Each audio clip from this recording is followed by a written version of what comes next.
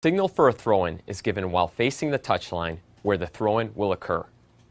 The arm is raised and extended at a 45-degree angle with the fingers held together. The signal should indicate which team has been awarded the throw-in, so the referee's arm should point in the direction of the goal that team is attacking. Once possession of the ball for the restart is established and understood by the players, the referee's arm is lowered. The signal for a direct free kick is the same as for a throw-in. Its purpose is to establish which team has possession of the ball for the restart, and accordingly, once this is understood by the players, the arm is lowered. The arm is raised and extended at a 45-degree angle with the fingers held together. The signal for an indirect free kick starts with establishing which team has possession. This is done by first giving the same arm signal as for a direct free kick. As soon as possession has been established, then the referee gives a separate signal to indicate that the free kick will be indirect rather than direct. The law requires that the indirect free kick signal be held from when the ball is kicked until the ball contacts another player or play is stopped for some other reason, at which point the signal is lowered. The signal itself consists of the arm held straight upward with the fingers held together. The arm used for the signal should not be the one in which the whistle is held.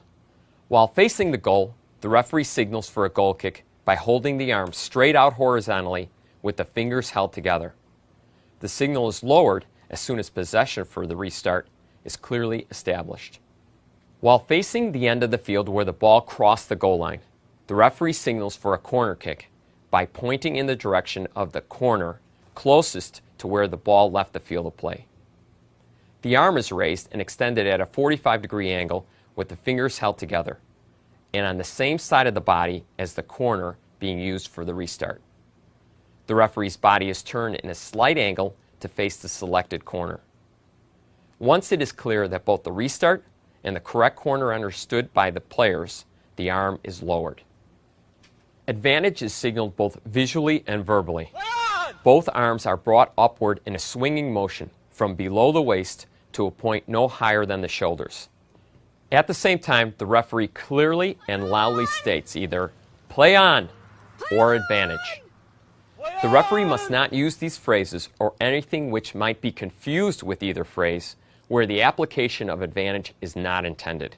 There are two basic scenarios for displaying a card for misconduct.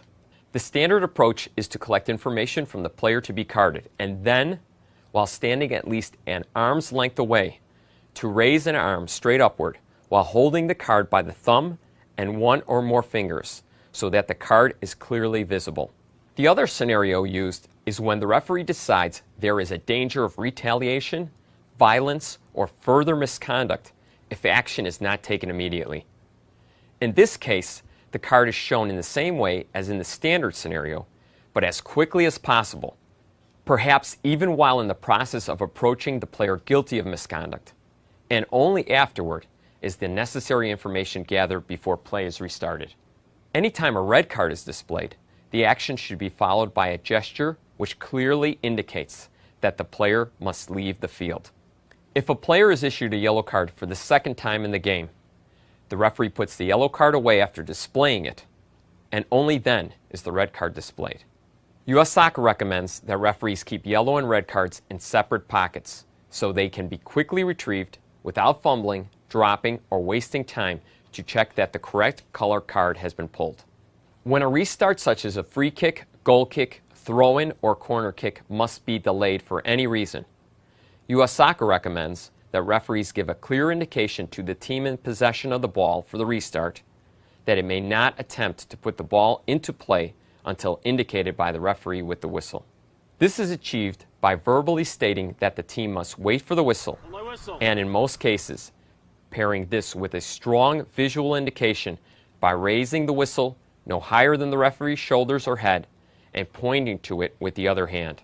When the request for a substitution is signaled by the assistant referee or fourth official, the referee need only provide a clear visual indication that the substitution may proceed.